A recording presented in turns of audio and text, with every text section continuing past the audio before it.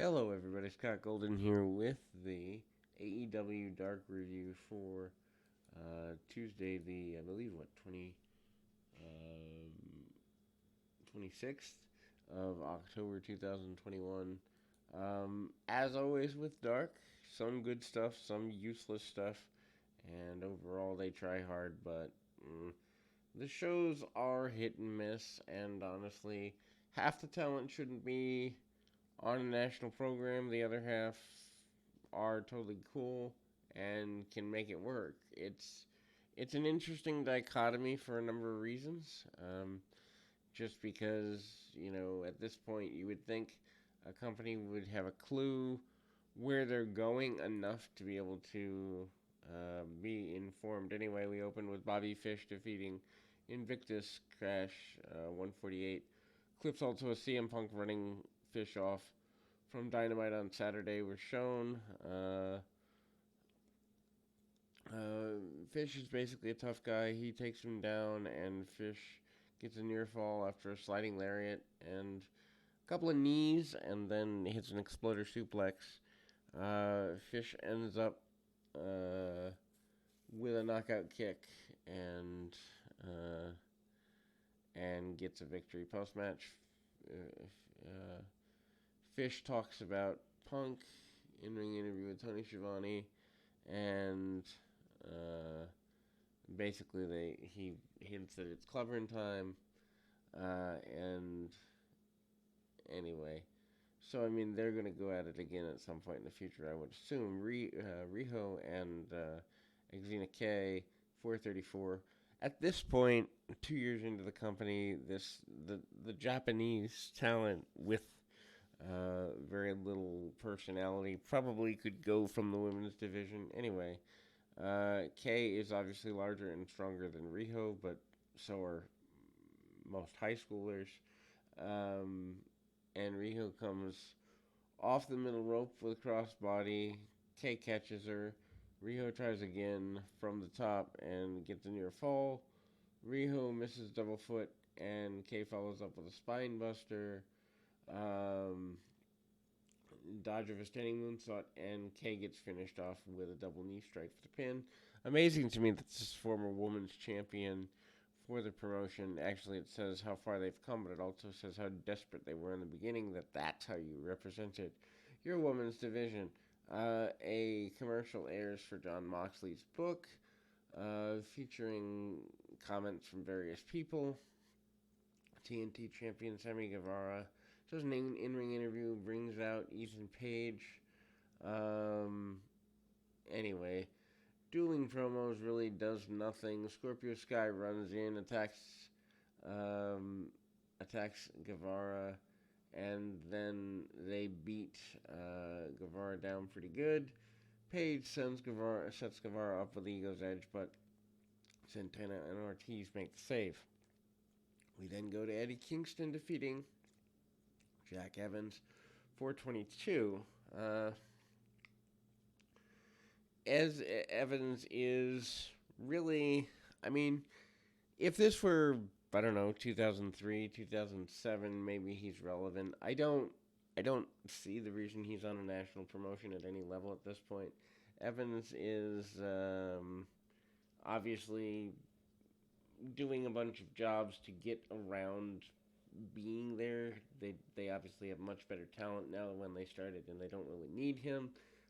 He still looks awkward from the hair versus hair match he's had. Goes for a spin kick, and he telegraphs it. Kingston has time to go out into the crowd and get a hot dog before coming back in, and another slow spin kick, and then,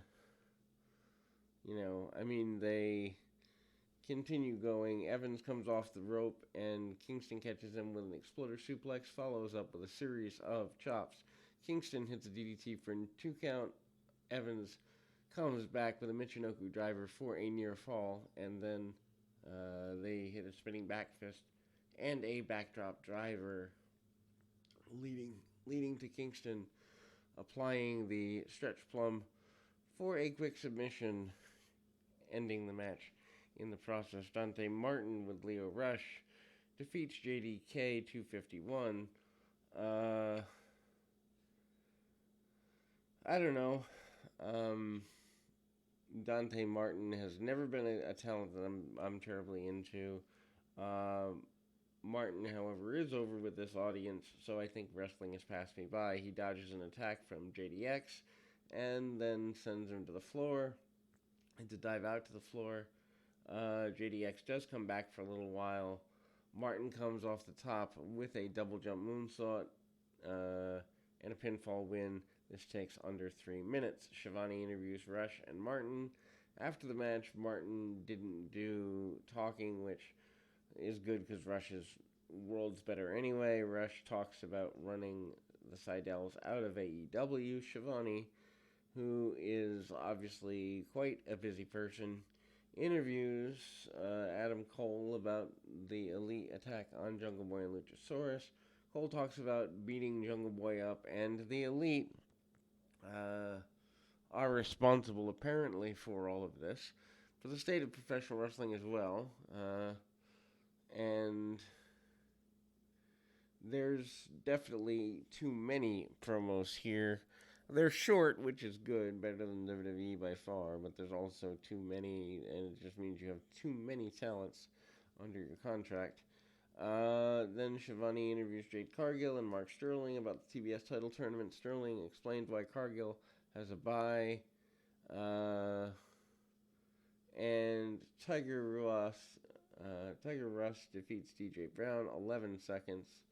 One kick, and it's over for Brown. Basically, the winner wanted competition. Diamante defeats Skylar Moore, 118. Why bother? After a standing sliced bread, Diamante locks on a nerve hold and a body scissors, gets the quick submission victory. Schiavone interviews the premier athlete Tony Nese, who challenges Fuego del Sol for Dark next week. Nese was confirmed earlier today as signed with AEW after appearance in the crowd on Saturday at Dynamite. And then Preston 10 Vance, with -1, defeats Shane Stevens, 53 seconds. Again, 10 is a guy I've never gotten. Spinebuster, Full Nelson gets Vance a submission. After the match, he puts up his -1 on his shoulder. Anyway, Too Fast, Too Fuego defeat Dean Alexander and Kid Bandit. Baby, I mean, they're doing more with this whole Fuego thing than ever needs to be, but there's talk about who this really is. Maybe it's Dustin Rhodes in a mask, because he does do the drop down right hand. Anyway, so I mean that's kind of there. The baby faces get the pin here. Bryan Danielson defeated Aaron Solo, QT Marshall, and Nick Canamaro, 9:32. Why in the world Solo has a match that goes nearly 10 minutes with a guy who is a world-renowned elite athlete? I have no idea. Anyway, Danielson opens with good mat work. Focus on Solo's arm. Solo drops to the floor, consults with Marshall and Kanemaru standing around ringside again. Danielson worked over the arm and gets a bunch of near falls with a body bridge for Solo, and then has to fight to get out of it. Danielson keeps going for a cross arm breaker, but Solo was able to block it. So then he slaps on a hammerlock and viciously stomps out Solo's pinned left arm. The exaggerated chops in the corner. Danielson then goes up to the middle rope. Solo sweeps the leg and Danielson crashes to the mat. Solo follows up with a dropkick that sends Danielson into the corner. Solo distracts the ref gets distracted by Marshall, and then there's a near fall after vertical suplex. Solo hits a running dropkick, but Danielson counters that. Tries to slingshot Solo into the corner, but Solo caught the ropes and comes down on Danielson with a double stomp instead. While Solo, distracted, the referee Marshall sneaks in and takes a shot at Danielson from the outside. Danielson then finally makes a comeback with a running chokeslam and a running dropkick in the corner. Danielson hammers him with chops kicks in the corner and another running dropkick for a top rope Rana. Danielson hits the yes kicks and a roundhouse kick to the head, goes for the running knee, but Kanemaru grabs the foot and leads to Solo hitting a spinning leg lariat for a near fall. Danielson takes out Kanemaru and with a dive, but then comes off the top to attack Solo. Solo catches him with a drop kick. Solo then goes for a pedigree. But Danielson knows how to counter this and transitions it into the label lock for the win. I love Bryan Danielson. Wasting him with a talent like this, though, on a throwaway internet show doesn't make sense and actually devalues him in the long run. In any event, we'll be back with more right after this.